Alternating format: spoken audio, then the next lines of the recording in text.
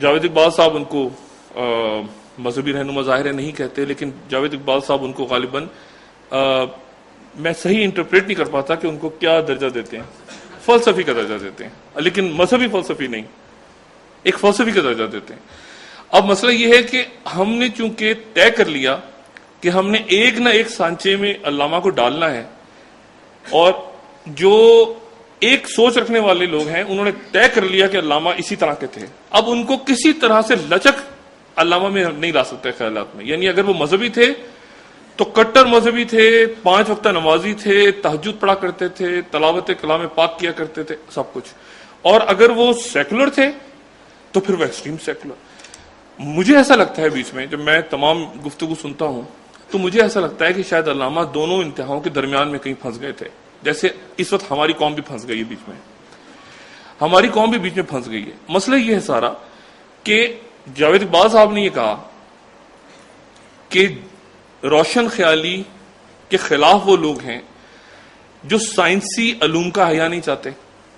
اچھا، اب میں ہوں جیسے، مطلب میں اپنی، ہو سکتا ہے آپ میں سے میجورٹی مجھ سے ڈس ایگری کرے، لیکن بہرحال میرا خیال یہ ہے کہ ایسا ہو سکتا ہے کہ میں ایک اچھا مسلمان بننے کے ساتھ ساتھ جو بنیادی چیزیں ہیں، توحید، رسالت، نماز، روزہ، حج، زکوٰۃ، حقوق العباد، اس کے ساتھ ساتھ میں جدید سائنسی علوم بھی حاصل کروں۔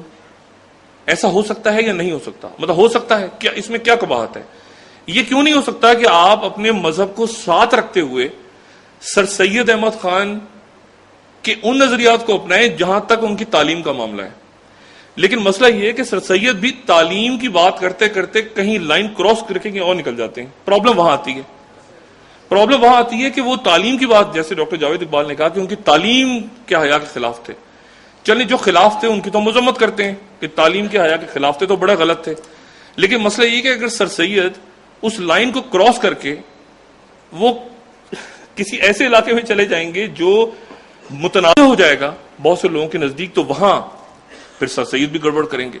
یہ صورتحال علامہ اقبال کی بھی ہے، یہی صورتحال قائد اعظم کی بھی ہے۔ قائد اعظم کوئی پرفیکٹ، کوئی مطلب نعوذ باللہ کوئی ایسی شخصیت تو نہیں تھے جن کے اندر کوئی خامی نہیں ہو سکتی، وہ ایک انسان تھے، بہت سے گناہ کرتے تھے، ہم بھی گناہ کرتے ہیں، گناہ ہو سکتا ہے اس میں کچھ، ان میں کوئی شرعی طور پہ ایسی باتیں ان سے ہوتی ہوں، اب ہم سب جانتے ہیں وہ کیا باتیں تھیں، لیکن اس کا مطلب یہ ہرگز نہیں کہ ہم اس بحث میں الجھ جائیں کہ قائد اعظم کیا سگریٹ پیتے تھے یا نہیں پیتے تھے، کیا شراب پیتے تھے یا نہیں پیتے تھے، اور اس بحث میں کیا وہ سیکولر تھے یا وہ مذہبی تھے۔ قائد اعظم کو ایز اے قائد اعظم لیا جائے، وہ نماز بھی انہوں نے پڑھی ہے لیکن انہوں نے لیڈرشپ بھی کی ہے۔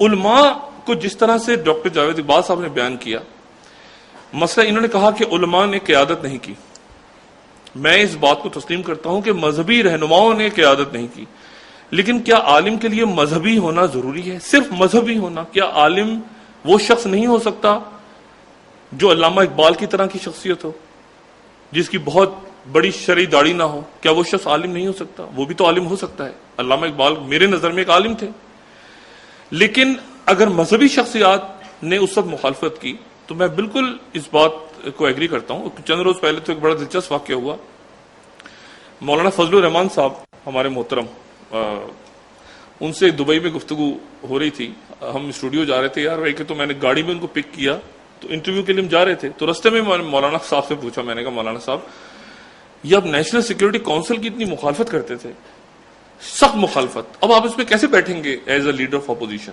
آپ تو کہتے تھے کہ ہونی نہیں چاہیے، اب آپ نے مان لیا، اس میں بیٹھیں گے۔ تو مولانا مسکرا کے مجھے کہتے ہیں ڈاکٹر صاحب اس طرح تو ہم پاکستان میں بھی رہتے ہیں۔ تو وہ کہتے ہیں آپ نے کیا بات کی کہ مخالفت کرتے تھے اور اس میں بیٹھیں گے، اس طرح تو ہم پاکستان۔ اب تو یہ جو صورتحال ہے، یہ تو میں اس بات کو تسلیم کرتا ہوں کہ اس وقت کیا معاملات تھے اور انہوں نے کیوں اختلاف کیا، لیکن ڈاکٹر جاوید اقبال کو یہ بات بھی دیکھنی چاہیے کہ اگر کوئی شخص اس وقت پاکستان کی مخالفت کر رہا تھا تو وہ بحث کیا تھی؟ یعنی آج یہ ہم نہیں کہہ سکتے کہ جی اس وقت کے مذہبی رہنماؤں نے پاکستان کی، یہ تو پاکستان چاہتے ہی نہیں تھے جس میں ہم بیٹھے ہیں، یہ بات درست ہے، لیکن معاملہ یہ ہے کہ اس بحث کو تو اگر آپ بہت طول دے کے اس کی باریکیوں میں اور اس کی بال کی کھال اتارنے پہ آ جائیں تو پھر یہ بھی معاملہ اٹھ سکتا ہے کہ پھر پاکستان کیا قائد اعظم محمد علی جناح کی جس طرح ہم سمجھتے ہیں کیا اسی طرح کی جدوجہد کے نتیجے میں بنا تھا؟ یہ تو پھر بات ایک بہت طویل بحث میں چلی جاتی ہے، اور ہر نقطہ اور ہر بات، اور پھر آپ کو ولی خان اور جی ایم سید اور تمام لوگوں کی آرا بھی شامل کرنی چاہیے اس گفتگو کے اندر، اگر یہ بحث چھڑ جائے کہ پاکستان بنا کیسے تھا. ٹھیک ہے، تو معاملہ ذرا یہ ہے کہ اگر تو یہ دیکھا جائے کہ علماء نے مخالفت کی تھی تو کس نقطے پہ کی تھی، کیا ان کے پاس کوئی دلیل تھی؟ کیا یہ قومیت کا، اگر مولانا مودودی نے مخالفت کی تھی تو کوئی دلیل، کوئی وجہ تھی؟ اور وجہ تھی تو وہ ایک علمی بحث تھی، ان کے پاس بھی نقطے تھے. مجموعی طور پہ علماء نے قائد اعظم کو کافر اعظم نہیں کہا، ایک یا دو لوگوں نے اگر کہہ دیا تو معاملہ یہ ہے کہ علماء نے تو علماء کو بھی کافر کہہ دیا. قائد اعظم تو دور کی بات، علماء کو بھی کہہ دیا.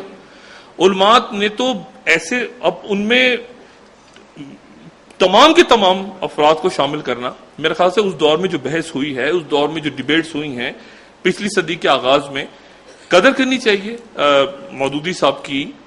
ان کی کتابیں ہیں، اور لوگ ہیں، ابو کلام آزاد ہیں، تمام لوگوں کے مختلف آرا ہیں، لیکن شاید یہ کہہ دینا کہ ایک اب تک ہم اگر ان کو لیبل کریں گے کہ علماء تمام کے تمام یہ کہتے تھے اور پاکستان، تو میرے خیال سے یہ بات بھی زیادتی ہوگی. بہرحال ڈاکٹر اسرار صاحب کی گفتگو ظاہر ہے کہ وہی سننے کے لیے میں یہاں بیٹھا ہوں اور آپ بھی یہاں موجود ہیں. اور ایک بات بس دل چاہتا ہے، وہ یہ چاہتا ہے کہ کاش ہمارے جو بڑے لوگ ہیں، تمام بڑے لوگ جن کی باتیں ہم سنتے ہیں، جن کی بات میں اثر ہے، جن کے ہم معتقد ہیں، وہ کسی طرح سے اپنے سخت رویوں میں تھوڑی سی لچک لے آئیں. جیسے اب لا رہے ہیں اور بے انتہا خوشی ہے کہ لچک آ رہی ہے. پہلے تو یہ تھا کہ بات ہی نہیں سننی، مطلب یہ ہے کم سے کم کہ بحث ہو رہی ہے، دلیلیں دے رہے ہیں ایک دوسرے کو، ایک دوسرے سے قائل ہو جاتے ہیں، ایک دوسرے کی بات سن لیتے ہیں. میں سمجھتا ہوں یہ ایک بہت اچھی بات ہے.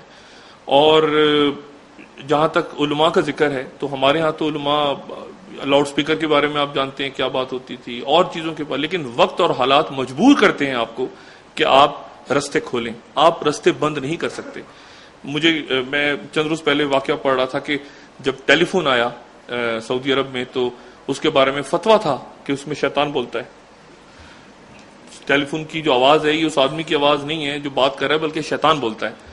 تو شاہ فیصل مرحوم جو تھے انہوں نے مفتی اعظم کو بلایا اور دوسری طرف سے انہوں نے تلاوت لگا دی قرآن شریف کی، اور پھر فون دے دیا ان کے ہاتھ میں.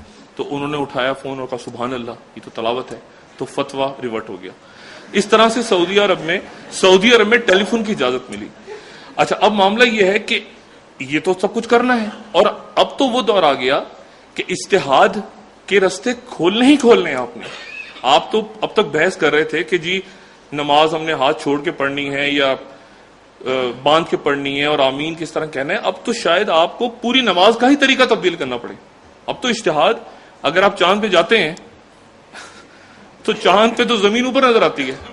چاند پہ جا کے آپ زمین کو دیکھیں تو زمین اوپر ہے، جیسے چاند اوپر ہے اس طرح زمین اوپر نظر آتی ہے چاند پہ. تو اگر مسلمان چاند پہ چلا جائے تو نماز کس طرح پڑھے گا؟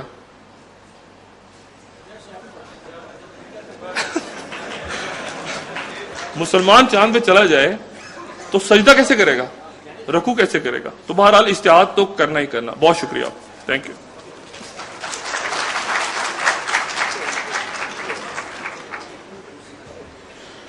اب جگر تھام کے بیٹھیے کہ میرے مجلس کی باری آئی.